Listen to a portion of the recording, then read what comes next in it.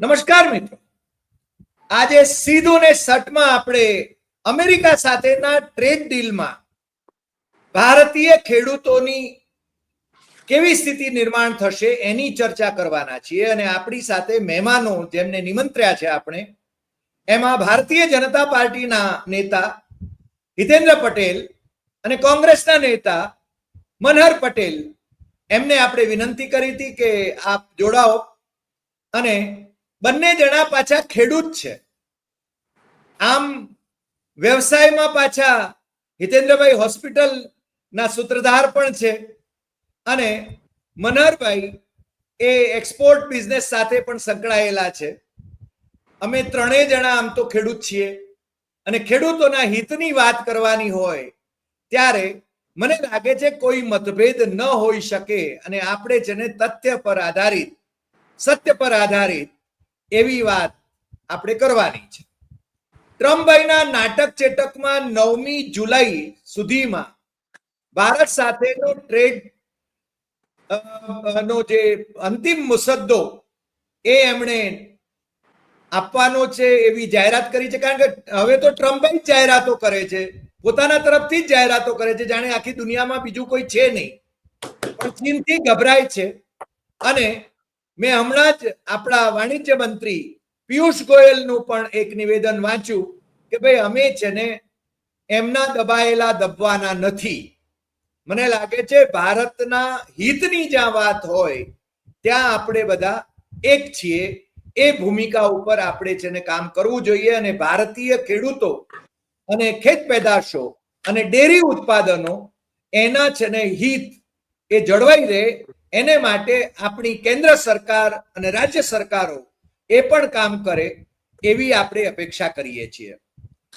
મને આમ તો હિતેન્દ્રભાઈ એમણે એક કટિંગ મોકલાવ્યું હતું અખબારનું અને એમાંથી મને પ્રેરણા મળી અને મેં મનહરભાઈને પણ વિનંતી કરી કે આપણે ત્રણેય જણા ભેગા થઈને એક સીધું ને સટનો એપિસોડ કરીએ, કારણ કે એ ખૂબ જરૂરી છે અને એમાંથી વધારે કંઈક નિષ્પન્ન થશે એવું લાગે છે. આજે પાછા ત્યાં અમેરિકામાં અડધી રાતે ટ્રમ્પભાઈ બ્રિક્સ દેશો જે અમેરિકા વિરોધી ભૂમિકા લે એમની ઉપર 10% ટેરિફ, એડિશનલ ટેરિફ એ નાખવાની ધમકી ઉચ્ચારી ચૂક્યા છે. મને લાગે છે આ ભાઈને છે ને બીજી મુદતમાં ધમકીઓ ઉચ્ચારવાની ખૂબ આદત પડી ગઈ છે અને જાણે કે દુનિયાના ફોજદાર તરીકે એ છે ને બધાને દબડાવી શકે છે, પરંતુ ચીનને અને ભારતને એ દબડાવી ન શકે એવી આપણે અપેક્ષા કરીએ છીએ. ચીને તો એમને ટીટ ફોર ટેટ કર્યું છે અને આપણે પણ એ જ દિશામાં આપણી સરકાર એ ઢીલું ન છોડે એવી અપેક્ષા કરીએ છીએ. સત્તા પક્ષના પ્રતિનિધિ હિતેન્દ્રભાઈથી આપણે શરૂઆત કરીએ. અને હિતેન્દ્રભાઈ, આપના આ અમેરિકાની સરકાર સાથેના જે આપણા જે સંબંધો છે, વેપાર સંબંધો છે, ટ્રેડ ડીલની વાત છે, એમાં ખેડૂતો અને પશુપાલકો એમના હિતની જાળવણી માટે આપણે શું કરી રહ્યા છીએ અને રાજેશ અગ્રવાલના નેતૃત્વમાં જે ત્યાં ડેલિગેશન આપણું ગયું હતું એ પાછું કેમ આવ્યું એની વાત પણ આપ જરા વિગતે કરો અને પછી આપણે છે ને મનહરભાઈની પાસે જઈએ છીએ. હિતેન્દ્રભાઈ, આપનું બંનેનું સ્વાગત છે. સામાન્ય રીતે છેલ્લા કેટલાય સમયથી સમગ્ર વિશ્વ આંતરયુદ્ધમાં છે અને વિશ્વના કેટલાય મહત્વના દેશો એકબીજા સાથે યુદ્ધગ્રસ્ત છે. એવા સંજોગોમાં સમગ્ર વિશ્વની ઇકોનોમી છે એ મંદી તરફ છે. બધા જ લોકો આર્થિક કટોકટીનો સામનો કરી રહ્યા છે. સામાન્ય રીતે દરેક દેશ એવું ઈચ્છે છે કે પોતાના દેશમાંથી સૌથી વધારે નિકાસ થાય અને ઓછામાં ઓછી આયાત કરવી પડે, જેથી કરીને એની વેપાર ખાધ, એના જે આંકડા છે એમાં એ વેપાર ફાયદો થાય, વેપાર ખાધનો સામનો ન કરવો પડે. વર્ષોથી ભારતની સ્થિતિ એવી હતી કે આપણે વેપાર ખાધનો સામનો કરતા હતા, આજે પણ કરી રહ્યા છીએ. કેટલીક એવી પેદાશો, આપણી જે વિદેશ નીતિ હોય કે વેપાર નીતિ, વાણિજ્ય મંત્રાલયની જે નીતિ છે એને આધારે એની નીતિઓ એવા પ્રકારની હોય કે જેથી કરીને આપણા જે સ્વદેશી ઉત્પાદકો છે એને નુકસાન ન જાય, સાથે સાથે આપણા વપરાશકર્તાઓ છે એને પણ વ્યાજબી ભાવે અને સારી ગુણવત્તાવાળો માલ મળે એવી સરકારની નીતિઓ હોય છે. અને ઘણા વખતથી છેલ્લા કેટલાય વખતથી સરકારે આ દિશામાં પ્રયત્નો કરી અને વિશ્વના દેશો સાથે પોતાના વ્યાપારિક સંબંધો સુધારવાનું અને આપણી ઘણી બધી સ્થાનિક ઉત્પાદનો ત્યાં મોકલવાનો અને આપણે જરૂરી ઉત્પાદનો અહીંયા લાવવાનું અને જેમાં ઓછામાં ઓછા ટેરિફ હોય અને આપણને વ્યાજબી ભાવે મળે એવો પ્રયાસ થઈ રહ્યો છે. પરંતુ આપણે કીધું એ પ્રમાણે પોતાની જાતને જગત જમાદાર સમજતા અમેરિકાના લોકોએ કેટલાય વખતથી ન માત્ર ભારત, સમગ્ર વિશ્વના દેશો સામે એ અમેરિકા ફર્સ્ટની નીતિથી કેટલાક નિયંત્રણો લાદવાનો પ્રયાસ કર્યો છે. એના જ ભાગરૂપે એને ફ્લેટ 26% જેટલું ટ્રેડ ટેરિફ એને ભારત પર પણ અને વિશ્વના દેશો પર પણ લગાડવાનો પ્રયાસ કર્યો છે. આ બાબતે ભારતના સ્ટ્રોંગ ઓપોઝિશન અને રજૂઆતના પરિણામે એને 2 મહિના માટેનું 9મી જુલાઈ સુધીનું એક્ઝામ્પશન પણ મળેલું હતું. આ બાબતોમાં ભારત અમેરિકા સાથે 10%ના ટેરિફથી વેપાર કરતું હતું, પરંતુ આ સ્વપ્નું ટ્રમ્પ સાહેબના આવ્યા પછી એમણે આ ભારતને પણ જે 26%ના સ્કેલમાં મૂક્યું એના પરિણામે આપણને જે મુશ્કેલી પડવાની હતી એના માટે સમજૂતી કરવા માટે પિયુષ ગોયલજી અને એમની ટીમ જે ત્યાં પ્રયત્નો કરી રહી હતી અને એ લોકોને અપેક્ષા હતી કે ભારત ઝૂકી જશે, ભારત અમેરિકા સામે શરણાગતિ સ્વીકારશે અને આપણી શરતોએ એ સંમત થઈ જશે. પણ ભારતે ભૂતકાળમાં આરસીઈપી કરારમાં જે પ્રમાણે મજબૂતાઈથી ગુજરાતના ખેડૂતો, પશુપાલકો અને નાના ઉદ્યોગકારોનો પક્ષ લીધો હતો અને એમણે સ્વમાનભેર ભારે આંતરરાષ્ટ્રીય દબાણ વચ્ચે પણ આરસીઈપી કરારમાંથી બહાર નીકળી ગયા હતા. એ જ રીતે આ વખતે પણ ગુજરાતના ખેડૂતોના, પશુપાલકોના અને એમએસએમઈના હિતમાં એમણે આ કરાર પેન્ડિંગ રાખે અને એને બહુ ભારે મક્કમતાથી વાત કરી કે અત્યારે એમાં પાટલી આપણે આગળ વધીએ છીએ. અહીંયા ડેરી પ્રોડક્ટ, એગ્રીકલ્ચર પ્રોડક્ટ અને એમએસએમઈ એને બાદ રાખી અને જનરલ મુદ્દાઓ પર આપણે પાર્ટ ડીલ કરવા માટે સંમત છીએ. બાકી આ બાબતે આપણે અગાઉ એમાં વધારે વિસ્તૃત ચર્ચા કરી અને નિર્ણય કરશું. વાણિજ્ય મંત્રાલયનો બહુ સ્પષ્ટ મત છે કે ખેડૂતોના કે પશુપાલકોના કે નાના ઉદ્યોગકારોના હિત સચવાય એ રીતે જ કરવું છે. અમેરિકાની અપેક્ષા છે કે એની ડેરી પ્રોડક્ટ અને એમાં ખાસ કરીને પશુ આહાર અને ડેરી પ્રોડક્ટ અહીંયા ડમ્પ કરવા માગે છે. સાથે સાથે કેટલીક બીજી બાબતો કે જેનાથી જીનેટિકલ મોડિફાઈડ જે એની કૃષિ પેદાશો છે એ પણ અહીંયા ડમ્પ કરવા માગે છે. સાથે સાથે આપણે ઈચ્છીએ છીએ કે આપણી જે કેટલીક ઇલેક્ટ્રોનિક્સ આઇટમો અને કાપડની આપણને નિકાસ કરવામાં છૂટ મળે. આ બંને બાબતો પર એક મડાગાંઠ છે. ત્યાં જો અમેરિકાની જે નિયમો છે અથવા એની માગણી છે એને આપણે જો સંમત થઈએ છીએ તો ભારતના નાના જે પશુપાલકો છે અને નાના ખેડૂતો છે અને નાના ઉદ્યોગકારો છે એને મોટું નુકસાન જાય છે. આપણે શું જાણીએ છીએ એ પ્રમાણે ડેરી સેક્ટરમાં સમગ્ર વિશ્વમાં એની જે પશુઓના સંખ્યા, ડેરી એના જે તબેલામાં પશુઓની સંખ્યાની જે સરેરાશ છે એ 150 થી 350 જેટલી વિશ્વના દેશો પાસે છે. એની સામે ભારતમાં આપણો પશુપાલક સરેરાશ માત્ર 2 પશુઓથી કામ કરે છે. વિશ્વમાં ધારો કે ફાર્મ સાઇઝ જે છે 30 હેક્ટરથી 500 હેક્ટર, 5000 હેક્ટર સુધીની ફાર્મ સાઇઝ વિશ્વના દેશો પાસે છે. એટલે એ યાંત્રિકીકરણનો અથવા ટેકનોલોજીનો ઉપયોગ કરી અને ઓછા ખર્ચે ઉત્પાદન મેળવી શકે. જ્યારે ભારતની સરેરાશ ફાર્મ સાઇઝ એ 1 હેક્ટરથી 86% લોકોની નીચે છે. એટલે આપણે યાંત્રિક સહાય પણ અને ટેકનોલોજીની સહાય પણ આપણે લઈ શકતા નથી અને મેન્યુઅલી કરીએ છીએ એટલે આપણે ઉત્પાદન કોસ્ટ એની વધારે આવે. એટલે વિશ્વના દેશોમાં આપણા ઉત્પાદનો થોડા મોંઘા પડે છે. જો વિશ્વના દેશો, ખાસ કરીને અમેરિકા અને અમેરિકાના માધ્યમથી બીજા લોકો જો આપણા દેશમાં ડમ્પિંગ કરે તો આપણો ખેડૂત, પશુપાલન અને નાના ઉદ્યોગકાર મરી જાય એમ છે. અને આપણો દેશ વિશ્વના દેશો સૌથી વધારે 4% જેટલી એગ્રીકલ્ચર ઇકોનોમી ઉપર નભે છે, જ્યારે આપણો દેશ એ 60% જેટલો એગ્રીકલ્ચર ઇકોનોમી ઉપર નભે છે અને આપણી ઇકોનોમી પર 17-18% જેટલો એનો શેર પણ છે.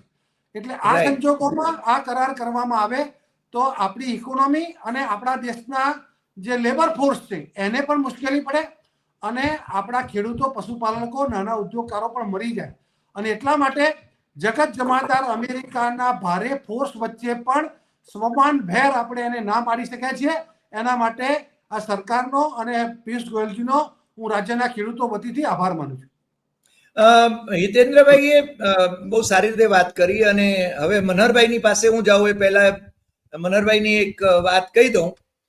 મનહરભાઈ, આફ્રિકાના દેશો અને યુરોપના દેશો એની સાથે એના વેપારી સંગઠનો સાથે એ સંકળાયેલા રહ્યા છે. એટલે મને લાગે છે કે અમેરિકા ઉપરાંત યુરોપ અને આફ્રિકાના દેશોની આ ખેત ઉત્પાદનો અને ખેડૂતોની પરિસ્થિતિ એના વિશે પણ તમે થોડોક પ્રકાશ પાડો. અને અમેરિકા સાથે આપણા ખેડૂતોની અથવા તો આપણા જે પશુપાલકો છે એમના હિતોની કઈ રીતે આપણે છે ને જાળવણી કરી શકીએ, રક્ષા કરી શકીએ, એના વિશે આપણી સરકારે શું કરવું જોઈએ અને અમેરિકા પાસેથી આપણે શું અપેક્ષા કરીએ છીએ એની આપ વાત કરો.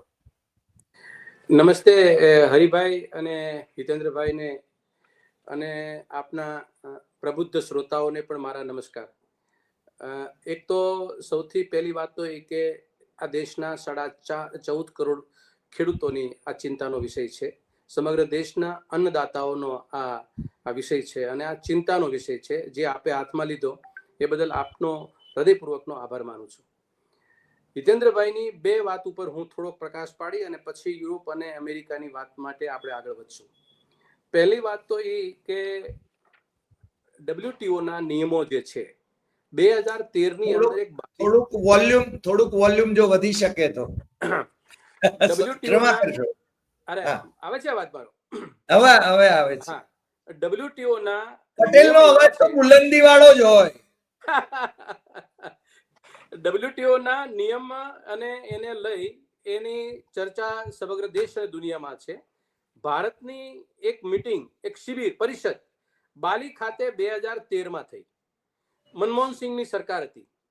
આ સરકારમાં યુરોપિયન કન્ટ્રી અને અમેરિકન કન્ટ્રીએ ભારત પાસે એવી અપેક્ષા રાખી કે ચોખા અને ખાંડ અને ઘઉં એ જે તમારું ઉત્પાદન થાય છે, ખાંડને ઘડીક બાદ કરીએ પણ ચોખા અને ઘઉં એ તમારા દેશની સરકારો ખેડૂતો પાસેથી ટેકાના ભાવે અથવા તો સબસિડાઇઝ રીતે ખરીદી MSPની ના કરે એના માટે દબાણ કર્યું હતું. એ નિયમ પ્રમાણે કે 10% પ્રમાણે થી વધુ ના ખરીદે. આવો નિયમ બનાવવા માટે એની વાત મૂકી ત્યારે આ દેશના વાણિજ્ય મંત્રી એ તત્કાલીન આનંદ શર્મા એ હાજર હતા. એમને મનમોહનસિંહની સરકાર વતી એક જબરદસ્ત વિરોધ કર્યો અને યુરોપ અને અમેરિકાને ખેતીમાં જે સબસિડી આપે છે તે પહેલાનો ઘટાડો કરો પહેલા તમે, પછી અમે વ્યાપારી સરળીકરણની આ સમજૂતી કરારમાં એટલે કે TFA માં સહી કરશું. એટલે આ સંમતિ એ વખતે નહોતી કરી. આ વાત કરું છું 2013માં. 2016ની 22/4/2016માં માનનીય નરેન્દ્રભાઈની સરકાર આવી. આ સરકારમાં એ જ મુદ્દાને લઈ એમને સહી કરી દીધી કે તમારા દેશમાં જે ખેતીની ઉત્પાદન આવે છે એ ઉત્પાદન ઉપર તમે ટેકાના ભાવે ખરીદી કરો અથવા તો દાખલા તરીકે જરૂર કરતા જથ્થો વધુ ખરીદો છો એ ઓછો ખરીદો, જેથી કરીને એ દેશના જથ્થામાંથી બહાર આવે, એના વિકાસ માટે થાય. હવે આ મુદ્દોને લઈ આ દેશની અંદર ખેડૂતોને ખૂબ મોટી નુકસાની જઈ રહી છે. અત્યારે તમને ખ્યાલ જ છે કે ABCD વિશ્વની એવી 4 યુરોપિયન ને અમેરિકન કંપની છે, એને ABCD તરીકે ઓળખાય છે. A એટલે આર્ચર એન્ડ ડેનિયલ મિડલેન્ડ, B એટલે બુંગ, C એટલે કરગિલ અને D એટલે ડુપોન. આ 4 કંપની વિશ્વની સમગ્ર એગ્રીકલ્ચર પ્રોડ્યુસના સરતાજ બાદશાહો છે. અને આ કંપનીઓ અમેરિકા અને યુરોપની ઈચ્છે એ દેશની અંદર આ પરિસ્થિતિનું નિર્માણ કરી શકે છે. હવે આનો કબજો આ દેશની અંદર અત્યારે જે આપણે તમને ખબર હોય તો 3 કાળા કૃષિ કાનૂન આવ્યા હતા, જેને પાછા લેવા પડ્યા કે મારી તપશ્ચર્યામાં કોઈ કમી રહી ગઈ છે. આ પાછા લેવા પાછળનું કારણ આ હતું અને લાવવા પાછળનું કારણ આ હતું. મોટા પ્લેયરો હિન્દુસ્તાનમાં મોટી કોર્પોરેટ કંપનીને ઉતારી ખેડૂતોનો પાક જેવા તેવા ભાવે ખરીદી અને આ કંપનીઓને ધીરધાર કરવા માટેની આ આખી મોટી યોજના હતી, એમાં નિષ્ફળ ગઈ છે.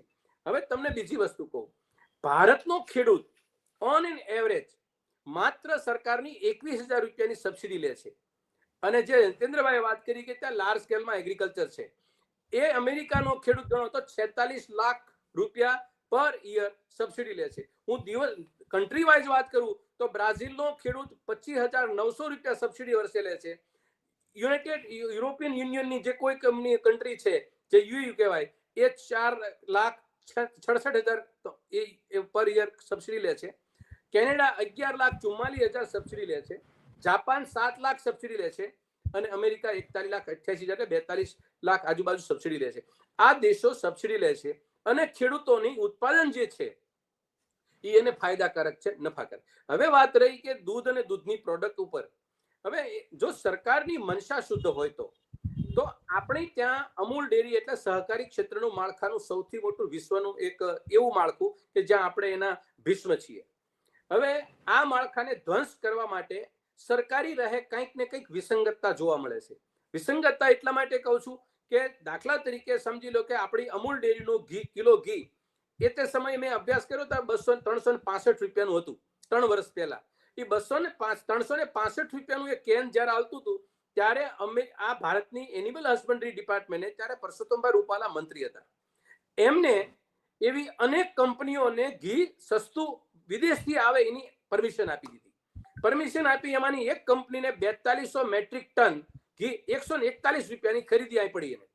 હવે જે ઘી 141 રૂપિયાનું કિલોગ્રામ ઘી ઇન્ડિયામાં પડે તો તમારી અમૂલ ડેરી જે છે એ 365 રૂપિયા જે ખેડૂતોને ફેટના ભાવ દેતી જે ચલાવતા હોય એ પોસાય ખરી?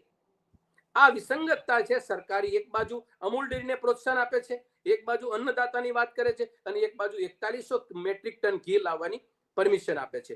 આ વિસંગતતાની બીજી બાબત. બીજી એક વિસંગતતાની બાબત એ કહું કે આ દેશની અંદર આપણે બહુ સ્પષ્ટ બનીએ. નહીં મનહરભાઈ, ક્ષમા કરશો, આપણે છે ને વિસંગતા, આપણે પેલા અમેરિકાની વાત કરીએ, વિસંગતાઓની તો વાત કરીશું જ. આપને છૂટ છે વાત કરવાની અને હિતેન્દ્રભાઈ જવાબ પણ આપશે. હા, હવે વિસંગતતાની વાત મેં એટલા માટે કરી કે આ વિદેશી ધરતી ઉપરથી મટીરિયલ આવે છે. તો વિદેશી ધરતી ઉપર મટીરિયલ આવતું હોય અને આ દેશની અંદર આવતું હોય તો પહેલા ટ્રમ્પ જે આપણને થપાટ મારે છે એ થપાટ પહેલા આપણે આપણી સરકારને પહેલા જાગૃત કરી દેવી પડે કે થપાટ શું કામ મારે છે. મેં તમને પહેલા વાત કરી કે બાલીમાં જે સિગ્નેચર નથી કરી એ કરી દીધી તો પહેલા એ ટ્રમ્પ ઉપર આધારિત નહોતું. પણ હવે બીજી વાત એ કરું કે ત્યાંનો લાર્જ સ્કેલ ખેડૂત છે એ જ્યારે ટ્રમ્પ ઇન્ડિયા અહીંયા નમસ્તે ટ્રમ્પ જ્યારે બન્યું ત્યારે હું એક ડિબેટમાં ચર્ચામાં હતો ત્યારે એ વખતે પણ એને આ જ અપેક્ષા રાખી હતી આ દેશ પાસે કે અમારી ડેરિવેટિવ પ્રોડક્ટ છે એ અહીંયા આગળ અમે એક્સપોર્ટ કરીએ અને અહીંયા એક્સપોર્ટ કરીએ એટલે શું થવાનું છે, આપણા દેશનો સહકારી માળખાનો જે દૂધનો ધંધો છે અને ખેડૂતોની જે ખેતી પશુપાલનના ખેડૂતો છે એનો પાયમાલ થઈ જાય. એ વાત તો વાસ્તવિકતા છે. બીજી બાબત એ છે કે અત્યારની તારીખે આજની તારીખે ખેતીને આપણે જેમ વાત કરીએ એમ કે ભાઈ 2 એકરથી 3 એકર 4 એકર 5 86% લોકોની ખેતી આવી નાની ખેતી છે. નાની ખેતીના ખેડૂતોને જ્યારે તમારે એને ઊભા કરવા હોય તો સ્વાભાવિક વસ્તુ છે કે તમારે બીજા દેશોની બહુ ઓછી જરૂર પડે. માત્ર ને માત્ર જો તમારું માળખાગત સેટઅપ હોય તો વિદેશ તમને લલકારી નહીં શકે ક્યારેય. અત્યારે વિદેશ લલકારે છે એટલા માટે કે આપણે ત્યાં આગળ પબ્લિકનું માર્કેટ છે, અહીં બજાર છે. બજાર છે એટલા માટે આવે છે. જ્યારે આપણું લોકલ બજાર છે એ લુપ્ત થઈ જાય એ એને પરવા નથી. હવે બીજું તમે ટેરિફની વાત કરી કે 10% નાખ્યું 15% નાખ્યું. હવે એ એક વખત તમે એને સ્વીકાર લીધો એટલે એને ખબર પડી કે આને ગમે એટલા ટેરિફ નાખશું તો આ સરકારની સાથે આપણું ચાલશે કે આ દેશ સાથે ચાલશે. મારો અહીંયા સવાલ એ છે કે સરકારની અંદર મુત્સદ્દીગીરી અને વર્તમાન પરિસ્થિતિ, આપણો ફાર્મર છે એ અત્યારે એક ફાર્મર કેટલા દેવા નીચે ડૂબેલો છે. આ બધા જો મુદ્દાઓ જો આપણે સામે રાખીએ તો ટેરિફનો આપણે જવાબ આપણે સારી રીતે આપી શકીએ. પણ આ મુદ્દાઓ જો આપણી નજર સામે ન હોય અને આપણે 3 કાળા કુશિક કાનૂન ઉપર આપણે જો એ જ ટેરિફને આપણે અંદર ખાને આપણે સ્વાગત કરી લેતા હોય કે ટ્રમ્પ કહે છે બરાબર છે, અમે ઈચ્છતા હતા કે અમારા 2 ઉદ્યોગપતિઓ મોટા છે આનામાંથી ધંધો કરીને તમારા પૂરક બની જાય એટલે અમારે કઈ બીજી ચિંતા નથી. તો આવું હરીભાઈ જો એ વસ્તુ બનશે તો મને લાગે છે કે આવનારા પરિસ્થિતિના દિવસો દરમિયાન પણ નાજુક પરિસ્થિતિ સર્જાશે. હવે વાત રહી યુરોપ અને આફ્રિકાની, હું તમને એક નાનો દ્રષ્ટાંત આપીને પછી તમે આગળ વાત મૂકો. જીતેન્દ્રભાઈ પાસે જઈએ પછી. હા, હવે સામાન્ય રીતે જો એ ટેરિફ માટે આપણી ઉપર પ્રહારો એટલા માટે કરે છે કે જો આપણી પાસે જો એટલું સરસ માળખું હોત તો આપણે એની ગભરાપટ ન હોત અને આપણે એનો જવાબ પણ સારી રીતે આપતો. દાખલા તરીકે હું તમને કહું, મારી એક કંપની પોતાની છે, હું આફ્રિકાની અંદર મકાઈનું પ્રોડક્શન કરું છું. મકાઈ મારે 1000 એકરનું પ્રોડક્શન કરતા હોય ત્યારે મારી પાસે એક WFPO એટલે વર્લ્ડ ફૂડ પ્રોગ્રામ એક પ્રોગ્રામ આપે છે. વર્લ્ડ ફૂડ પ્રોગ્રામ અમને એક ફોર્મ આપે કે તમારી મકાઈ કેટલા હેક્ટર છે, તમારી મકાઈનું આશરે ઉત્પાદન કેટલું છે, તમે ઉત્પાદન કયા સમય આપવાના છો. એ ફોર્મ ભરવું એટલે તમને એ 3 ભાવ આપે. આ તારીખે તમારે અમને મકાઈ પહોંચાડવી હોય તો તમારો આ ભાવ છે, તમારે આ તારીખે મકાઈ પહોંચાડવી હોય તમારો આ ભાવ છે, અને આ તારીખે પહોંચાડવી તો તમારો મકાઈ આ ભાવ છે. એટલે અમને એ પ્રોડક્શન આવે એ સેટ કરી અને અમે એમ કે ભાઈ 25મી ફેબ્રુઆરી અમે તમને માલ આપજો તો મારો ભાવ ફિક્સ હોય. મારું કહેવાનું એમ છે કે પાયલોટ પ્રોજેક્ટ તરીકે આપણે કોઈ પણ એગ્રીકલ્ચરનો એક ક્રોપ આપણી સરકાર જો કરવાની શરૂઆત કરશે તો આ અમેરિકા જે આપણને 10% ટેરિફના જે થપાટ મારે છે ને એ સાહેબ નહીં મારી શકે. બીજી વસ્તુ એ સાહેબ કે આજે દાખલા તરીકે એ લોકોએ આપણો ટાર્ગેટ શું છે સાહેબ, હું તમને કહું, ટાર્ગેટ આપણો 2030માં વર્તમાન સરકારે ટાર્ગેટ એવો આપ્યો છે, આ દેશની સામે મૂક્યો છે કે આવનારી 2030 સુધીની અંદર 100 બિલિયન નું એક્સપોર્ટ કરશું. હવે એક બાજુ ટાર્ગેટ તમારો છે 100 બિલિયન USD તમારે એક્સપોર્ટ કરવું છે, તો એટલું એક્સપોર્ટ કરવા માટે તમે પાછા ઘઉં અને ચોખાને તો તમે બેન કરી દીધા છે, પ્રતિબંધ કરી દીધા છે. તો મારી આ વિસંગતતા એટલા માટે તમને કહું છું કે જે ટ્રમ્પભાઈ બોલે છે એ ટ્રમ્પભાઈને આપણે આ જવાબ હતો જો તમે ઓપન કરી દીધો હોત તો એના માટે કોઈ પ્રશ્ન ઉપસ્થિત થાય એવું નથી. એટલે આ વિસંગતતા સાથે સાથે ટ્રેડ ઉપર બહુ મોટી અસર થાય છે ભારતની પરિસ્થિતિ પ્રમાણે. નહીં મનોહરભાઈ, તમે જે મુદ્દાઓ ઉઠાવે છે એના પણ ઉત્તર આપણે જરૂર લેવા પડે, પણ સાથે સાથે એક વાત કહું કે જ્યારથી લિબરલાઇઝેશન, ગ્લોબલાઇઝેશન અને પ્રાઇવેટાઇઝેશન થયું ત્યારથી જ એને આખી પોલિસી છે ને આખી દુનિયાભરની પોલિસી બદલાઈ. અને મને લાગે છે યુપીએની જ્યારે સરકાર હતી ત્યારે શરદ પવાર કૃષિ મંત્રી હતા અને ત્યારે પણ જેને ખાનગી ડેરીને પ્રમોટ કરી રહ્યા હતા અને પછી એમણે વેચી મારી, એ જુદી વાત છે. એટલે સહકાર ક્ષેત્રની અંદર કૃષિ મંત્રી, ધારો કે યુપીએની સરકારમાં પણ કૃષિ મંત્રી જે હતા, બારામતીની ડેરી, મને લાગે છે આપને ખ્યાલ જ હશે, એ છે ને એમણે અને બીજું કે G7 ની વાત કરીએ, હમણાં કેનેડાની અંદર જ G7 ની બેઠક મળી ત્યારે છે ને ભારતને માર્કેટ તરીકે જ જોવામાં આવે છે એ બાબત એ ત્યાંના પ્રાઇમ મિનિસ્ટરે પણ ઓપનલી કહ્યું છે. એટલે ભારત માત્ર માર્કેટ છે એ પણ વિચારવું પડે. મારું એવું કહેવું છે કે વિસંગતતાઓ જે હોય એને દૂર કરીને આપણે આપણા ખેડૂતોને, આપણા દૂધ ઉત્પાદકોને, આપણા ડેરી પ્રોડક્ટ્સને એને કઈ રીતે આપણે લાભ અપાવી શકીએ અથવા તો એને ફાયદો કઈ રીતે મળે અને ટ્રમ્પભાઈ થપાટો ન મારી શકે એને માટે હિતેન્દ્રભાઈ આપણે શું કરવું જોઈએ, તો શું કરી રહ્યા છે? જો બે બાબતો છે. એગ્રીકલ્ચરની સાથે સાથે સમગ્ર ભારત વર્ષની નિકાસ એટલે ટ્રેડ ડેફિસિટ ઘટે. એટલે આપણો મૂળ મંત્ર ભારતીય જનતા પાર્ટીએ આત્મનિર્ભર ભારતનો આપ્યો. તમે જુઓ કેટલી બાબતો કે ઓટોમોબાઈલ એક સમય હતો કે ફિયાટ અને એમ્બેસેડરમાં ફરીને આપણે થાકી ગયા, પાણીના ડબલા રાખવા પડતા હતા, ગરમ થઈ જાય એટલે 50 કિલોમીટરે ઊભી રાખવી પડતી હતી. આજે વિશ્વની કંપનીઓ એ ભારતમાં આવે અને ભારતની શરતે આવે, એને અહીંયા 70% પ્રોડક્શન સ્થાનિક કરવાનું એ શરતે આવે. અને ટ્રમ્પ અને મસ્કના ભારે દબાણ વચ્ચે પણ આપણે આજે પણ ટેસ્લાને નથી આવવા દીધી. એની પાસે શરત હતી કે 3 વર્ષ તું તૈયાર લાવ, પણ કેટલી 8000 જ, બાકી તારે 70% પૂર્જા અહીંયા બનાવવા પડે. એવું આપણે આત્મબળ, આત્મસન્માન કેળવ્યું છે. તમે એ જ પ્રમાણે બ્રિક્સ, જો આપણે બ્રિક્સને જો વિસ્તાર કર્યો, આપણે બ્રિક્સ બેંક્સ બનાવી અને કેવી કામત પહેલા ભારતીય આપણે એના ચેરમેન બન્યા અને ચલણના સ્વરૂપમાં પણ આપણે લઈ જવા તૈયાર હતા, પણ બીજા બધા હર્ડલ ચીનના હતા એટલે આપણે એમાં પાછા પડ્યા. પણ એ પણ આપણે તાકાત બતાવી શક્યા છીએ. તમે રશિયામાંથી આપણે ઓઇલ લાવવાનું, અમેરિકા ટ્રમ્પને કયું શરણે? એક સમય હતો કે મનમોહનસિંહજી જાય અમેરિકા તો એને ફોટામાં શોધવા પડતા હતા અને નરેન્દ્રભાઈ ત્યાંની સેનેટમાં 45 મિનિટ પ્રવચન આપે અને 24 વાર દોડિયાઓ ઉભા થઈને તાલીઓ પાડે અથવા હિતેન્દ્રભાઈ આપણે છે ને મને લાગે છે આ ડિબેટને પોલિટિકલ ડિબેટ નથી બનાવવી. મનમોહનસિંહની એ વાત કરશો તો મનમોહનસિંહને ઓબામાએ કહ્યું હતું કે મનમોહનસિંહ બોલે છે અને દુનિયા સાંભળે છે. એટલે આપણે પોલિટિકલ ડિબેટ નથી કરવી. તમે બંને જણા રાજકીય પક્ષના નેતાઓ છો, પણ આપણે છે ને ખેડૂતોના હિતમાં ટ્રમ્પભાઈનો પ્રતિકાર કરવાનો છે. મારે જે કહેવું છે એ છે. ના, એટલે એ જ વાત કરું છું કે આપણે જે એમાં રશિયા પાસેથી ધારો કે એનો પ્રતિકાર કરવો છે તો આપણે ક્યાંય એના અછાયામાં આવ્યા નથી. જગત જમાદાર પોતાની જાતને માને છે, વિશ્વના દેશો ડરે છે, અને તેમ છતાં વટથી આપણે સસ્તું ઓઇલ દેશના હિતમાં લીધું અને રૂપિયામાં ચૂકવણું કર્યું. અત્યારે વિશ્વના 6 થી 7 દેશો રૂપિયામાં આપણી જોડે ચૂકવણું લે છે. એટલે તમે ઇલેક્ટ્રોનિક્સ ક્ષેત્રમાંથી શરૂ કરી સમજો કે અત્યારે આપણે ચિપ્સ બનાવવાનું આપણે અહીંયા શરૂ કર્યું, તો એ બધા ટ્રેડ ડેફિસિટના ઘટાડવાના આપણા પ્રયત્નો છે. એવા અનેક વિષયો અમેરિકા સાથેનો હિતેન્દ્રભાઈ, અમેરિકા સાથેના વેપારમાં તો આપણે સરપ્લસમાં હતા, ટ્રેડ સરપ્લસમાં હતા. ચાઇનામાં આપણે ડેફિસિટમાં છીએ દર વર્ષે $100 બિલિયન. એટલે બરાબર કહી રહ્યો છો? બિલકુલ બિલકુલ. આપણે વાત કરી અને તમારી એ વાતને આગળ લઈ જાઓ. મનહરભાઈ કહેતા હતા કે 10% ઠોકી દીધા છે, એવું નથી. આપણા 26% છે એના ઉપર.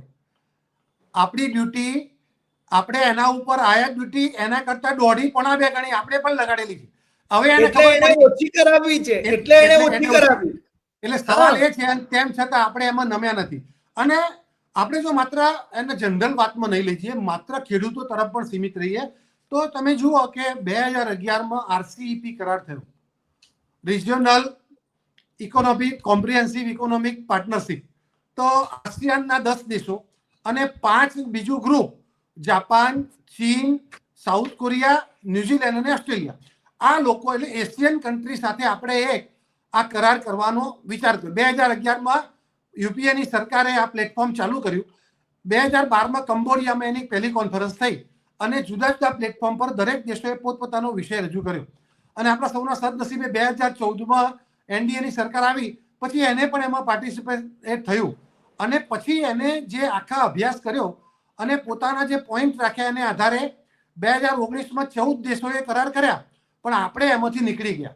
અને ત્યારે પણ બાકીના દેશોનું ભારે આંતરરાષ્ટ્રીય દબાણ હતું, પણ તેમ છતાં આપણે એને સરેન્ડર નહીં થયા. આપણે એને પોલિટિસાઇઝ નથી કરતા, પણ ભારતે એમાં જે વિષય રાખ્યો તો એ વાત કરું છું. ભારતે 2-3 બાબતો એમાં મૂકી હતી કે ભાઈ એ જે કરાર છે એમાં એક રૂલ્સ ઓફ ઓરિજિન આપણે મૂક્યું હતું કે ભાઈ પ્રોડક્ટની રાષ્ટ્રીયતા નક્કી કરવી પડે. એની પ્રોડક્ટને એને સ્ટેગ લાગવું જોઈએ કે કયા દેશની પ્રોડક્ટ છે, ભલે કોઈ પણ વેચે. ત્યાં આ કરાર કરવાની પાછળ બીજો આપણે અભ્યાસ કર્યો કે 17, 18, 19 ને 19, 20 એમાં આ 15 દેશો સાથેનો ભારતનો વેપાર એનો અભ્યાસ કરતા એમાં નુકસાન ચાલતું હતું આપણે, કારણ કે આપણે ઇમ્પોર્ટર હતા, એક્સપોર્ટર નહોતા. તો આ કરાર કરવાથી ફાયદો શું થાય એનો પણ અભ્યાસ કર્યો. તો આપણે નેટ ઇમ્પોર્ટર રહેતા હતા. સાથે સાથે કેટલાક દેશો, ખાસ કરીને ચીન, એની ચાલ એવી હતી કે જો એમાં આપણે રૂલ્સ ઓફ ઓરિજિન ના નક્કી કરીએ તો શું કરે ચીન, આપણી સાથે એની ડ્યુટી વધારે હોય તો એ વાયા બાંગ્લાદેશ આપણા ત્યાં કાપડ મોકલતું હતું. એ વાયા બાંગ્લાદેશ, વાયા ન્યુઝીલેન્ડ આપણી પાસે ડેરી પ્રોડક્ટ મોકલે. ઓસ્ટ્રેલિયા અને ન્યુઝીલેન્ડ તો ડેરી પ્રોડક્ટના ખૂબ મોટા જનક છે. એટલે એની સસ્તી ડેરી પ્રોડક્ટ આ કરારના માધ્યમથી આપણા ત્યાં આવવાની હતી. સાથે સાથે ચીન, જેની સાથે આપણા આપણા FTA છે, એ દેશો મારફતે એની પ્રોડક્ટ વાયા મોકલતું હતું. એટલે આપણે નક્કી કર્યું કે ભાઈ એના ઉપર પ્રોડક્ટ ઉપર એની રાષ્ટ્રીયતા નક્કી થવી જોઈએ. એ ગમે ત્યાંથી આવે તો પેલો એની રાષ્ટ્રીયતા જે દેશની હોય એ દેશના ટેરિફ લાગુ પડે, પેલા ફ્રી વાળો ફાયદો ના પડે. એટલે આ 2-3 બાબતો આપણે ઓટો ડ્યુટી ટ્રિગર એક સિસ્ટમ લગાડી હતી કે ભાઈ ઇમ્પોર્ટ એક્સપોર્ટ દેશના તંત્રમાં એ પ્રોડક્ટની સેચ્યુરેશન આવી જાય એટલે ઓટોમેટિક એમાં ટેરિફ પણ લાગવા જોઈએ. એ બધી બાબતો ચીન અને સ્વીકારી નહીં અને અભ્યાસ કરતા આપણા ખેડૂતોને ડેરી પ્રોડક્ટમાં, આપણા ખેડૂતોને અમેરિકાની GM પ્રોડક્ટમાં અને કોટનની પ્રોડક્ટ, કાપડ અને કોટન, આ બંનેમાં નુકસાન થયું લાગતા ખૂબ ભારે હૃદયે આપણે એમાં સહી નહીં કરેલી 2019માં. અને એના કારણે આજે પણ દેશના ખેડૂતો, પશુપાલકો અને નાના વેપાર ઉદ્યોગો, કારણ કે આપણે નાના જે ઉદ્યોગો છે MSME એને પ્રમોટ કરીએ છીએ અને વિશ્વના બજારમાં આપણે એની પ્રોડક્ટની કમ્પેર ના કરી શકીએ તો વિશ્વમાં નિકાસ કરતા એ ઉત્પાદકને જેટલું નુકસાન જાય એ ભરપાઈ કરવા માટે આપણે PLI સ્કીમ પણ કરેલી છે. અને એટલે જ આપણે ફાર્માસ્યુટિકલ, આપણે કોટન અને આપણી ડેરી પ્રોડક્ટ, ધારો કે સ્કીમ મિલ્ક પાવડર એ અમૂલ નિકાસ કરે છે, તો એની નુકસાન છે આપણે ભોગવીએ છીએ અને એના આધારે આપણે નિકાસ કરતા બની શકીએ છીએ અને આપણા ખેડૂતો પશુપાલકોના હિત સાચવી શકીએ. એટલે આપણને આરસીઈપી કરાર કરવાથી નેટ એક્સપોર્ટર બની શકતા હતા, પણ ખેડૂતો પશુપાલકો કે નાના ઉદ્યોગકારોનું હિત સચવાતું નહોતું. એટલે આપણી જીડીપીની ચિંતા કર્યા સિવાય કે આપણી ટ્રેડ ડેફિસિટની ચિંતા કર્યા સિવાય આપણે એમાં કરાર નહોતો કર્યો. આ વાસ્તવિકતા છે અને રેકોર્ડ ઉપર છે. કેટલાક લોકો એમાં ક્રિટિસાઇઝ પણ કર્યું હતું કે ભારતે મોટી તક ગુમાવી છે, પણ તેમ છતાં આપણે આ નાના લોકોનું હિત એમાં સાચવ્યું હતું. અને પછી આપણા ધ્યાનમાં બાબતો આવી એટલે જે બાબતોમાં આપણે પરાવલંબી છીએ, ધારો કે ખાતરો, તો આપણે લિક્વિડ ફર્ટિલાઇઝરનો આવિષ્કાર કર્યો. આપણે સ્થાનિક લેવલે જે કારખાના ખાતરના બંધ પડેલા હતા એની થેલી મોંઘી પડતી હતી, તો એને સરકારે પૈસા આપી અને રાષ્ટ્રીય માર્કેટમાં કોમન ભાવ આવે એવી નીતિ કરીને પણ આ બંધ પડેલા ખાતરના કારખાના ચાલુ કરવાથી આપણને બજારમાંથી 2500 રૂપિયાની યુરિયાની થેલી મળી હતી, અહીંયા 250 રૂપિયા વેચાય છે. એ ખાતરના કારખાના 900 પડતી હતી, આપણે એને સરપ્લસ કરતા. તેમ છતાં પણ આપણને ફોરેક્સ રિઝર્વ અને સસ્તું પડતું હતું, એટલે આપણે એ નીતિ પણ કરી. આપણે એમએસપી ઉપર ખરીદીની વાત કરતા હતા, તો ભારે ખરીદી 12.5 લાખ ટન મગફળીની માત્ર ગુજરાતે ખરીદી કરી. એનસીસીએફ અને નાફેડના માધ્યમથી ખૂબ ખરીદી કરવાનો પણ આપણે પ્રયત્ન કરી રહ્યા છીએ. અને સાથે સાથે ચોખા આપણે નિકાસ કરીએ છીએ, તો ચોખાનું પ્રમોશન ઓછું કરવાનું, એના ભાવ આપણે ઓછા વધારીએ છીએ. આપણે પલ્સીસનું ઇમ્પોર્ટ કરીએ છીએ, આપણે ઓઇલ ઇમ્પોર્ટ કરીએ છીએ, તો મગફળી, રાયડો અને સોયાબીનના ભાવ આપણે ખૂબ વધાર્યા, લગભગ ડબલ કરતાં વધી ગયા. પલ્સીસના ભાવ આપણે 2.5 ગણા કર્યા. એની સામે આપણે અનાજમાં સ્વાવલંબી છીએ, તો અનાજના ભાવ એમએસપીમાં આપણે નથી વધારતા. એટલે કુલ મળીને પોલિસી કરીને આપણે આ બાબતમાં એક્સપોર્ટર તો બની શકીએ, પણ સ્થાનિક જે ઉત્પાદકો છે, નાના ઉત્પાદકો, એના હિતો પણ સચવાય એવી પ્રયાસ પીએલઆઈ સ્કીમ અને એમએસપી સ્કીમ દ્વારા આપણે કરી રહ્યા છીએ. મનોહરભાઈ, મને લાગે છે ફર્ટિલાઇઝરની બાબતમાં તમે થોડાક ઇનોવેશન્સની વાત પણ કરી હતી વચ્ચે, અને મને લાગે છે કે આપણે ત્યાંની પરિસ્થિતિ, ખેડૂતોને કેવી રીતે લાભ પહોંચાડી શકાય એની પરિસ્થિતિ, મને આફ્રિકાના દેશોમાં એના પ્રયોગો બહુ મોટા પાયે થઈ રહ્યા છે, જેની સાથે આપનો સીધો સંપર્ક પણ છે.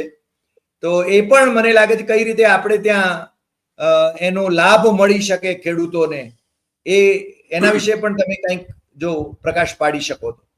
નહીં સાહેબ, આમાં અત્યારની પરિસ્થિતિ બે બાબત છે. એક તો પેલા આગલા ટર્નની એક વાત મૂકી દઉં કે માની લો કે આપણને 10% કે વધુ એ ટેરિફ લગાવે, તો આપણા દેશે શું કરવું જોઈએ એ થોડા સુઝાવ હું 2-3 આપું કે જેથી કરીને આપણે એ ટ્રમ્પ તો આપણા કંટ્રોલમાં નથી, તમે સમજો, પણ ટ્રમ્પ કંટ્રોલમાં નથી, પણ આપણો દેશ તો આપણા કંટ્રોલમાં છે ને, તો આપણા દેશમાં તો આપણે કંઈક કરી શકીએ ને.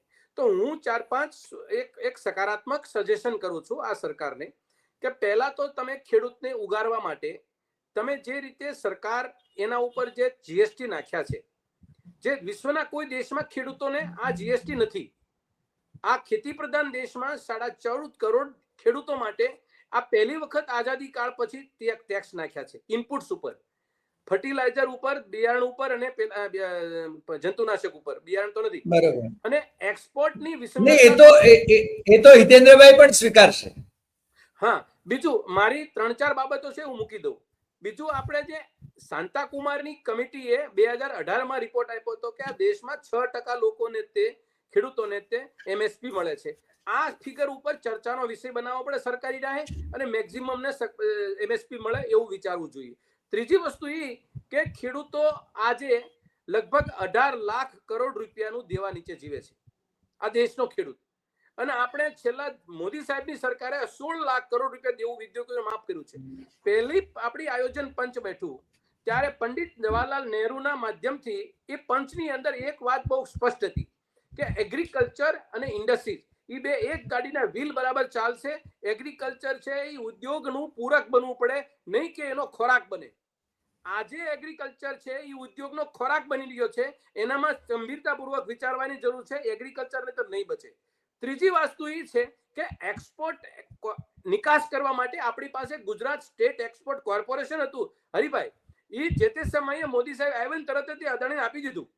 જો આ વસ્તુ તમે જો સરકારી રાહે એવી તમે વેચી દીધું તો બીજું ઊભું કરો, પણ તમારા ખેડૂતોને તમે સીધી ચર્ચા કરે, નિકાસ કરનાર ખેડૂત ક્યાં જાય? અત્યારે આજની તારીખે હું તમને કહું કે ગુજરાતનો કોઈ પણ ખેડૂત ડાયરેક્ટલી નિકાસ કરે તો એની મરજી પ્રમાણે, એના સંપર્કો પ્રમાણે, એના સોર્સ પ્રમાણે કરે છે, પણ સરકારી ગુજરાત સરકારનું કોઈ પ્લેટફોર્મ નથી, તો દેશે પણ પ્લેટફોર્મ પૂરું પાડવું પડે જો મોદી સાહેબ, ટ્રમ્પ સાહેબ તમારે ટક્કર લેવી હોય તો. બીજી વસ્તુ એ કે કૃષિ વૈજ્ઞાનિકો આમાંથી બાકાત થઈ ગયા, રિમૂવ થઈ ગયા. સરકારી તંત્રમાં કોઈ જગ્યાએ કૃષિ વૈજ્ઞાનિકની રાય નથી લેવામાં આવતી. જો તમે એમાં લ્યો કે વિદેશની નીતિ, વિદેશની કૃષિ નીતિ અને આપણા દેશની કૃષિ નીતિ વચ્ચેનો જે ગેપ છે, એ ગેપ પૂરવા માટે નિષ્ણાંત લોકોનું કામ છે. આ કોઈ પોલિટિશિયનનું કામ નથી. તો પોલિટિશિયન લોકો માત્ર ટેબલ ઉપર આંકડા ભરી દે છે અને ખરી ખોટી આપી દે છે અને ખેડૂતો ફસાઈ જાય છે ને હેરાન થાય છે. હવે બીજી વસ્તુ એ કહું, આફ્રિકા દેશમાં ગુજરાતે માર્કેટ કરવું જોઈએ. સાહેબ 1953 ની અંદર યદી એમીન પહેલા એ યુગાન્ડાની અંદર ગુજરાતી ભાષાનું ચલણ હતું. એના કરન્સીની અંદર ગુજરાતી ભાષા હતી. આપણા દેશની, આપણા રાજ્યની એ નાથી લઈ અને આજે 75 વર્ષ પછી એ દેશની અંદર ગુજરાતીઓનો દબદબો છે. આપણે એને એક સિસ્ટર સ્ટેટ કન્ટ્રી તરીકે એને ડેવલપ કરવું જોઈએ અને એને ઉપભોક્તા સાથે કનેક્ટ કરવું જોઈએ. આ વેપારના ધંધા છે. દુનિયા દેશ આપણા માટે વેપાર કરવા આવે છે અહીંયા, તો આપણે ક્યાંય કોઈ જગ્યાએ જતા નથી. ક્યાં ગયા આપણે? આપણી સરકાર ક્યાં ઉઠીને વેપાર ધંધો કરવા ગઈ? છેલ્લા 10 વર્ષમાં અમે આ લોકોને કહીએ છીએ કે તમે તમારો વેપાર કરવા માટે દુબઈમાં એક પ્લેટફોર્મ, સરકારી કચેરી ખોલો. તમે એક આફ્રિકામાં એક યુરોપમાં ખોલો. યુરો ગેપ્સ, ગ્લોબલ ગેપ્સ એ નામની કંપનીઓ અહીંથી પ્રોડક્ટ ખરીદવા માટે, કંપનીના પેરામીટર નક્કી કરવા માટે અહીંયા દેશમાં રહે છે. તો આપણા દેશની પણ આવી નોડલ એજન્સી હોય. ગુજરાત એગ્રો ઇન્ડસ્ટ્રીઝ કોર્પોરેશન છે, જે હિતેન્દ્રભાઈ જે યુનિવર્સિટીમાં કામ કરી રહ્યા છે, એ નોડલ એજન્સી બની શકે. તો આવી રીતે જો તમારે મોટા વિદેશી લોકોના હરીફોમાં પરિસ્થિતિમાં ટ્રમ્પ જેવા મોટા પ્લેયરો છે, એબીસીડી જેવી મોટી કંપનીઓ છે, એની સામે 140 કરોડની દેશની વસ્તી વધારતો દેશ, આ દેશ માટે પણ સુકાન કરનાર લોકોએ આ વિચારવું પડશે કે મારા દેશના લોકો નકરો કોઈનો ખોરાક ન બની જાય, વેપારનો ખોરાક ન બની જાય, કોઈ ભોગ ન બની જાય. હિતેન્દ્રભાઈ મનહરભાઈ છે ને એગ્રીકલ્ચર યુનિવર્સિટીમાં સાયન્ટિસ્ટ રહ્યા છે અને આજે પરિસ્થિતિ ગુજરાતની આપણે સ્વીકારવું પડે કે ગુજરાતની એગ્રીકલ્ચર યુનિવર્સિટીના સાયન્ટિસ્ટોને છે ને ભાગ્યે જ કોઈ પૂછે છે અથવા તો એમનો મત છે ને ભાગ્યે જ લેવામાં આવે છે. કેટલાક કાર્યક્રમો એ કરે છે, માર્ગદર્શક કાર્યક્રમો ખેડૂતોને માટે, પણ જે વધારે એટલે આપણે આને પોઝિટિવલી લેવાની જરૂર છે. તમારે પણ સરકારને તમે ભલામણ પણ કરી શકો એમ છો. અને એક્સપોર્ટની બાબત જે એમણે કહી કે આપણે છે ને આપણા સેન્ટરો ઉભા કરવા જોઈએ વિવિધ દેશોની અંદર. મને લાગે છે આફ્રિકાના દેશોમાં તો ચાઇનાએ છે ને બહુ જ પગ પેસારો કર્યો છે. યસ. અને ઇવન ભારતના એક્ઝિબિશન પણ ચાઇનાના એક્ઝિબિશન હોલમાં થઈ રહ્યા છે ઘણી વખતે, એવું પણ આપણે જોઈએ છીએ. એટલે હું માનું છું કે આપણે છે ને થોડાક પોઝિટિવલી જઈએ તો સરકાર આપણી સરકાર છે. ધારો કે દિલ્હીમાં નરેન્દ્ર મોદી બેઠા હોય કે મનમોહનસિંહ બેઠા હોય, એ સરકાર તો અલ્ટિમેટલી ભારતની સરકાર છે, પ્રજાની સરકાર છે. અને એ રીતે છે ને આપણે છે ને જે પોઝિટિવ એના સજેશન્સ આવે એને સ્વીકારવા જોઈએ એવું મને લાગે છે. હિતેન્દ્રભાઈ, જો ખેડૂતોના હિતમાં કોઈ પણ બાબત હોય તો આપણે ખેડૂત તરીકે કે આગેવાન તરીકે અમારો એક તો પોઝિટિવ એટલો રહ્યો છે અભિગમ કે સારી બાબતને સરકાર સુધી પહોંચાડી અને એમને અમલમાં મૂકવાનો પ્રયાસ કરીએ છીએ. સવાલ ગુજરાતનો છે ત્યાં સુધી સ્થિતિ, વહીવટ, વૈજ્ઞાનિકો આ બધી બાબતો સાચી, પણ વાસ્તવિકતા એ છે કે તમે તો જે જિલ્લામાંથી આવો છો એ મિલ્ક સિટી કહેવાય. આમ તો આણંદને મિલ્ક સિટી કહીએ છીએ, પણ મહેસાણા જેટલે, બનાસકાંઠા એટલે દૂધ. તો પ્રગતિની વાત કરીએ તો 36 લાખ લીટર દૂધમાંથી આજે 1,47,00,000 લીટર દૂધે આપણે પહોંચ્યા છીએ. સરકારે શું કર્યું એ ખબર નથી, પણ આપણે એ લેન્ડમાર્ક એચીવ કર્યું. ગુજરાતનું 2000ની સાલમાં 9,000 કરોડનું કૃષિ ઉત્પાદન હતું, આજે 1,90,000 કરોડનું કૃષિ ઉત્પાદન થયું છે. એ પણ વાસ્તવિકતા છે. 35 લાખ હેક્ટરમાં સિંચાઈ કરતા હતા, આજે 73 લાખ હેક્ટરમાં સિંચાઈ કરીએ છીએ. એ પણ આંકડો બોલે છે. 4 લાખ વીજળીના કનેક્શન હતા અને વીજળીનું કનેક્શન માગીએ ને તો ઘણી વખતે દાદા એક્સપાયર થઈ જાય, દીકરાને ફરી એફિડેવિટ કરીને લેવા જવું પડે. તો 10કાનું અંતર હતું. આજે માગીએ તારે વીજળીનું કનેક્શન મળે છે અને 24 લાખ વીજળીના કનેક્શન છે. આ 3-4 નાની બાબતો ધ્યાનમાં મૂકી અને જે પણ વ્યવસ્થાઓ મનહરભાઈ કીધી છે એના માટે એકદમ આવકાર્ય. પણ મારે એવું થોડું જાણવું છે કે હમણાં જ એટલે 10 જ વર્ષ પહેલા સરકાર ગઈ છે, તો તમે આ બધી વ્યવસ્થાઓ ઊભી કરેલી છે, બંધ કરી દીધી છે કે એવું જાણવું છે મારે. અને એવું હોય તો મને કહેજો, અથવા એમાં આગળ લઈ જવા માટેનો પણ આપણે પ્રયાસ કરશું. પણ 2 બાબતો મને યાદ આવે છે. એક કઠોળ કૌભાંડ યાદ આવે. CAG ના રિપોર્ટમાં જે 13-14માં કઠોળ કૌભાંડ આવ્યું હતું, એમાં આનંદ શર્માની જે વાત કરી હતી ને, આનંદ શર્માજીએ સરસ કરેલું કે 1200 કરોડનું કઠોળ આયાત કરેલું, પણ આયાત મળતિયાઓ જોડે કર્યું હતું. અને ટેન્ડરની શરતો એવી હતી કે નાનો લોકો પછી એને આવ્યું એટલે એને જે વેચવાનું હતું ને, તો મુખ્ય લોકો જે લઈ શકે એની સાઈઝ અને એક્સપિરિયન્સ એ પ્રમાણે મૂક્યા હતા, તો જેને ઉપભોક્તાઓ સુધી પહોંચ્યું જ નહીં. એટલે 1200 કરોડનું કઠોળ આપણે ઇમ્પોર્ટ કર્યું, પણ નાના નીચે પહોંચ્યું નહીં. અને 6-1 લોકો જે મોટા લોકો હતા ટ્રેડર્સ, એમના ગોડાઉનમાં જ રહ્યું, અછત ચાલુ રહી અને લોકોએ મોંઘું ખાધું. CAG ના રિપોર્ટમાં હતું, એ રિપોર્ટ હું તમને મોકલી આપું છું.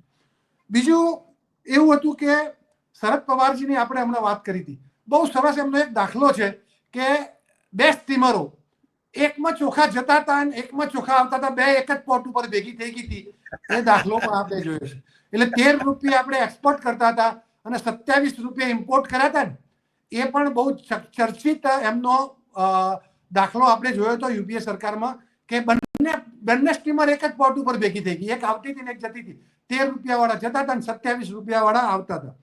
એના કરતા આગળ તમે જે બારામતીની ડેરીની વાત કરી ને, પણ આ MSP ઉપર અમારા એક નેતા, મને ખુલીને કોઈ સ્વીકાર કરવામાં વાંધો નથી, એક શરદ પવારજી અને એક અમારા પંજાબના નેતા આપણા બેન હરસિમરત કૌર, આ બંને પરિવારનો દબદબો હતો. અને MSP ઉપર યુપીએના શાસનમાં ખરીદી નહીં શકવાનું એક મોટું કારણ એ હતું કે ડાયરેક્ટ ટ્રાન્ઝેક્શન હતું, ખેડૂતના ખાતામાં ડાયરેક્ટ પૈસા નહોતા જતા. અને આ બંને પરિવાર પોલિટિકલી એટલા સ્ટ્રોંગ હતા કે પંજાબમાં 2800 જેટલા મનહરભાઈ આવું છું, હિતેન્દ્રભાઈ પૂરું કરે એટલે આવું છું, તમારી પાસે જ આવું છું. હા, શરદ પવારજી અને આ કૌર પરિવારના ત્યાં નેક્સસ હતું અને 2800-3000 જેટલા દલાલો એમના ત્યાં કામ કરતા હતા. એટલે ખેડૂતોને લોન પણ એમના પાસેથી લેવાની 24% વ્યાજે, અને માલ તૈયાર થાય એમને જ વેચી દેવાનો. અને પછી એ લોકો MSPમાં નાખે અને 200-300 રૂપિયા જેવો મોટો ગાળો લેતા હતા. એ ભાજપના નેતા પણ હતા અને કોંગ્રેસના શરદ પવાર પણ હતા. શેરડીના ઉદ્યોગમાં પણ એમનું જે નેક્સસ હતું એ મને સ્વીકારવામાં સહેજે વાંધો નથી.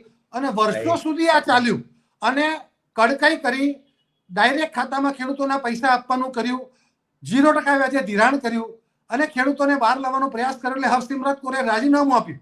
કેન્દ્રીય મંત્રી તરીકે એને ઓછો લાભ હતો, બહુ મોટો લાભ ત્યાં હતો. બંને લોકોનો 5-5 હજાર કરોડનો વેપાર હતો. સરકારને પણ એમાં 3-3 કરોડનો ટેક્સ મળતો હતો.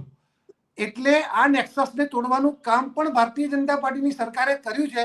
અને પંજાબમાં તો કોંગ્રેસની સરકાર વર્ષો સુધી રહી હમણાં સિવાય. તો ત્યાંની જે સ્થિતિ જે બની છે ત્યાંના ખેડૂતોની, એનાથી પણ આપણે વાકેફ છીએ. એટલે આપણે એને પોલિટિસાઇઝ નથી કરતા, પણ ભારતીય જનતા પાર્ટીની સરકારે એકલાએ નુકસાન કરી દીધું એવું નથી. એને GST ની આપણે ચર્ચા કરીએ, GST બહુ લાંબો વિષય છે, એને સમજીએ તો આખું એ જે ભરતા આપણે જઈએ આગળ, તો એ એક પ્રકારની એવી વ્યવસ્થા છે કે એ એક ઉપર એક ચડતો ટેક્સ નથી. તેમ છતાં માની લઈએ ટેક્સ, તો એની સામે 20,000 કરોડ રૂપિયા જેટલી આંતરિક સહાય આ ગુજરાતની સરકાર માત્ર આપે છે. એ ડ્રીપ ઇરિગેશનમાં 90% સહાય એ ગુજરાત સરકાર આપે છે. વીજળીમાં પણ 60% વીજળી આપણે 20 વર્ષથી એના ભાવે આપીએ છીએ. કિસાન સન્માન નિધિનો હપ્તો આપીએ છીએ, વીજળીનું કનેક્શન આપીએ છીએ. એટલે એક બાબતની સામે અનેક રિલીફ આપી અને એગ્રીકલ્ચરને સસ્ટેનેબલ બનાવવાનો પ્રયાસ આ સરકારે કર્યો છે. મનહરભાઈ કંઈક કહેવા માંગતા હતા. મનહરભાઈ, મને લાગે છે હિતેન્દ્રભાઈ એ છે ને ભાજપ અને કોંગ્રેસ બંનેના મિલીભગતની વાત કરી, એ મને બહુ ગમી. એટલે હવે તમે જે કહેવા માંગતા હોય પ્લીઝ. નહીં, મારે કોઈને એવા ક્રિટિસાઇઝ તો ભાજપને નથી કરવી ને કોંગ્રેસને નથી કરવી. અત્યારે તમારો એક બહુ વ્યવસ્થિત રીતે એક સબ્જેક્ટ છે, આ દેશને દુનિયાના ખેડૂતો સાંભળે છે, બરાબર. પ્રશ્ન અહીંયા એ છે કે આપણે વિશ્વગુરુના લેબલ મારીએ છીએ જે દેશના પ્રધાનમંત્રીને, અને ટ્રમ્પની દોસ્તી નિભાવીએ છીએ આપણે બહુ મીઠી, બરાબર છે, ગળે લગાવીએ છીએ. આપણી ડિપ્લોમસી શું કહે છે? આપણે શું પામ્યા? ભારતના ખેડૂતોને આમાં શું મળ્યું? ભારતના ખેડૂતોએ જેટલું હિતેન્દ્રભાઈ ગણાવે છે ને એ તમામનો સરવાળો કરું ને હરિભાઈ, તો 21,000 રૂપિયા સરકારી આંકડા બોલે છે કે ખેડૂતને મળે છે. એ તમે સબસિડીના રૂપે ગણો કે સહાયના રૂપે ગણો કે જે ગણો તે સરકારના ખીચામાંથી આ દેશના ખેડૂતને 21,000 રૂપિયા મળે છે. અમેરિકાના ખેડૂતને 42 લાખ રૂપિયા મળે છે. તમે આ દેશની અંદર બથમ બથી ભરો છો, તો તમારા દેશના ખેડૂતોને તમારી સરકારે 10 વર્ષમાં શું આપ્યું? તો કે 27,000 કરોડ રૂપિયા, 27,000 રૂપિયાનું લેણું હતું, અત્યારે 56,000 કરોડ, 56,000 થઈ ગયું. ડબલ દેવું થયું. આજની તારીખે હું તમને કહું, લેટેસ્ટ આંકડો કહું તમને, 2024 ની અંદર 25,47,000 કરોડ રૂપિયાનું દેવું આ દેશના અન્નદાતાઓ પાસે માથે છે. અને જ્યારે સરકારમાં શ્રી નરેન્દ્રભાઈ મોદી આવ્યા એ પછી નહીં, 2020માં માત્ર 13 ને 19 હતું. તો 2020 અને 24 ની અંદર એની સરકારમાં વાત કરું છું, ડબલ 3 વર્ષમાં થઈ ગયું. એટલે મારું કહેવાનું એમ છે કે તમે લાભાન્વિત, તમે 2 ડઝન યોજનાઓ સરકારની મૂકી, પણ તમે ડબલ ખેડૂતોની આવક કરી શક્યા ખરા? તમે સીધી સાદી શોર્ટકટ વાત છે. હું તમને કહું, ડાયમંડનો બિઝનેસ છે, ડાયમંડના બિઝનેસ ઉપર અત્યારે ટેરિફ નાખી દીધા. તમે મને 75 વર્ષની આઝાદી કાળ પછી કોઈ અમેરિકાએ ડાયમંડમાં ટેરિફ નાખ્યા તો દોસ્ત નાખે છે તો દુઃખ ન થાય? આ દોસ્તનું દુઃખ ન થાય કે મારા દોસ્ત ઉપર અહીંના ઇન્ડસ્ટ્રી ઉપર આ ડાયમંડની પથારી ફેરવી નાખી, તો એક શબ્દ બોલવા તૈયાર નથી આ દેશના પ્રધાનમંત્રી. તો મારું એ કે છે, અમારો ગુસ્સો કઈ વ્યક્તિગત થોડોક છે. આ દેશના ખેડૂતો માટે તમે ભલું કરો તો અમે ભલું પણ તાળીઓ પાડવા તૈયાર છીએ અમે. અને એમણે નરેન્દ્રભાઈએ એમ કહ્યું હતું સ્વામીનાથન રિપોર્ટનો અમલ કરવાની વાત કરી હતી. હા, તો સ્વામીનાથનના રિપોર્ટની અમલવારી નરેન્દ્રભાઈએ પોતે સિફારિશ, જ્યારે દેશના મુખ્યમંત્રીઓની કમિટીના ચેરમેન હતા ત્યારે એને લખીને આપેલું છે. તો કમિટીનો ચેરમેનને અર્થ એ થાય છે કે એમએસપી કાગળ ઉપર આપવી એમાં સિફારિશ હતી. અને આજે એમએસપી બાબતની 1 કલાક બોલી શકાય એમ છે, પણ એમએસપી ની વાતને એવી કચરો કરી નાખી છે, એવી અભ્રંશ ફેલાઈ દીધો છે આ લોકોએ કે જાણે પોતાની જવાબદારીમાંથી છટકવા માટે તમામ મુદ્દાઓ મૂકી દીધા. પણ હરિભાઈ, હું તમને એક શોર્ટકટ ને એક સીધી વાત કરી દઉં. આ દેશના પ્રધાનમંત્રી તરીકે 10 વર્ષમાં છે, મારા દેશના પ્રધાનમંત્રી છે. મારા દેશના પ્રધાનમંત્રી અમારી ડાયમંડ ઇન્ડસ્ટ્રી હોય કે અમારી એગ્રીકલ્ચર ઇન્ડસ્ટ્રી હોય, તમે પ્રધાનમંત્રીની હેસિયતથી, એ તાકાત વાપરીને, એની પોતાની ડિપ્લોમસીથી આ દેશના અન્નદાતાને એક ફાયદો બનાવો. વિદેશની અંદર થયો હોય તો એ G7 બોલો કે X7 બોલો કે ગમે તે જગ્યાએની વાત કરતો, મને ખેડૂતોને ફાયદો કરી દીધો હોય તો ગુજરાત સમાચારના કે મોટા સમાચાર 2 પાછા છે એના હેડિંગ ઉપર મેં એવા સમાચાર સાંભળ્યા નથી કે આ દેશના પ્રધાનમંત્રીએ ખેડૂતનું એટલું ભલું કરી દીધું. હવે વાત રહી ભ્રષ્ટાચાર ને બીજું ત્રીજું, હવે એ તો ઇતિહાસ ખોલીએ તો કોનો નહીં નીકળે. તમે વિચાર કરો, સરકારમાં બેઠા છે, તમે કર્યું છે, કંઈક ભોગ્યું છે, બરાબર, અને છત્તીસગઢના મુખ્યમંત્રી ચોખામાં કેટલા હેરાન થઈ ગયા તમે મને કહો, બરાબર છે. અને અત્યારે જે ડેપ્યુટી ચીફ મિનિસ્ટર મહારાષ્ટ્રના છે, જે અમારા સાહેબના ભત્રીજા હતા, તો મારું કહેવાનું એ છે કે આ બધામાં કોઈને બોલવા જેવું નથી. પણ અત્યારે તમારી જે વાત છે, તમારી 14 કરોડના ખેડૂતોની જે દર્દ હતો, જે પીડા હતી, કે જે ટ્રમ્પ બેઠા બેઠા જે ટેરિફ ઉપર ટેરિફ મારે છે, તો આપણે મૌન છીએ. અને આપણે મૌન એટલા માટે છીએ કે આપણે કશું કરી શકતા નથી. આપણે કશું નથી કરી શકતા. મનહરભાઈ, હજુ સુધી આપણે ટ્રેડ ડીલ ફાઇનલ નથી થયું. મને લાગે છે કે આપણી સરકારે સ્વીકાર્યું નથી, બરાબર ને હિતેન્દ્રભાઈ? જી, એટલે આપણે છે ને એવી અપેક્ષા કરીએ, ક્લોઝિંગ નોટ હું મૂકું તો આપણે એવી અપેક્ષા કરીએ કે આપણી સરકારના પ્રતિનિધિઓ જે આમાં નેગોશિએશન્સમાં ભાગ લઈ રહ્યા છે, અને જે રીતે છે ને પિયુષ ગોયલે સ્ટેટમેન્ટ કર્યું છે, શિવરાજસિંહ ચૌહાણે સ્ટેટમેન્ટ કર્યું છે, ખેડૂતોના લાભમાં, પશુપાલકોના લાભમાં એ છે ને એની અંદર જોગવાઈઓ કરવામાં આવશે અને એને જ સ્વીકારવામાં આવશે એવી આપણે અપેક્ષા કરીએ. આપણે એટલી અપેક્ષા કરીએ છીએ. પછી ધારો કે નહીં થાય તો આપણે બીજી ડિબેટ તો પાછી કરવાની જ છે. એટલે મને લાગે છે કે આજે આટલી વાત, ફરી મળીશું નવા વિષય સાથે, નવા એપિસોડમાં. આ બંને જણા, મનહરભાઈ અને હિતેન્દ્રભાઈ, અમારી સાથે જોડાયા બદલ આપનો ખૂબ ખૂબ આભાર. ફરીને પાછા મળીશું. અને દર્શક મિત્રોને પોતાના પ્રતિભાવો કોમેન્ટ બોક્સમાં લખવા માટે પણ હું જરૂર વિનંતી કરું છું. ફરી મળીશું. નમસ્કાર.